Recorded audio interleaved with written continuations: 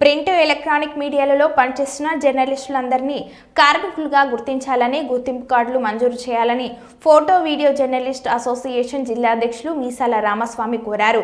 ఈరోజు కలెక్టరేట్ కార్యాలయం, సమాచార పౌర సంబంధాల శాఖ కార్యాలయంలో ఉప సంచాలకులు జయమ్మను కలిసి పాత్రికేయులను కార్మికులుగా గుర్తించాలని వినతి పత్రం ఇచ్చారు.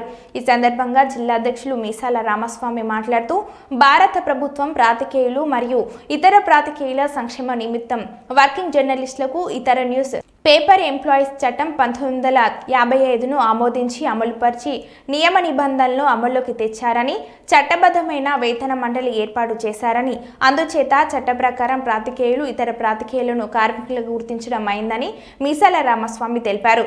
ఈ కార్యక్రమంలో జర్నలిస్టులు చెన్నయ్య, రమేష్, రాజు, సురేష్, రఫీక్ పాల్గొన్నారు.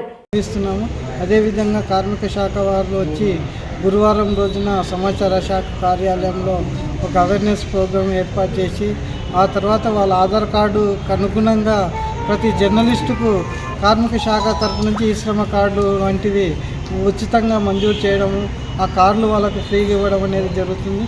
కనుక ప్రతి జర్నలిస్టు గురువారం రోజున తమ ఆధార్ కార్డు తీసుకొచ్చి ఈ శ్రమ కార్డు, కార్మిక శాఖ గుర్తింపు కార్డులు వంటివి తీసుకోగలరని చెప్పేసి తెలియజేస్తున్నాను. కనుక ఈరోజు మేము సమాచార శాఖ సంయుక్త సంచాలకులు జయమ్మ గారిని కలిసి వినతి పత్రం అందజేశాము. ఆమె కూడా సానుకూలంగా స్పందించి ఇక్కడ ఆవరణ పెట్టుకోండి అని చెప్పేసి అనుమతి ఇచ్చారు. కనుక మేడం గారు కూడా మేము కృతజ్ఞతలు తెలుపుతున్నాము.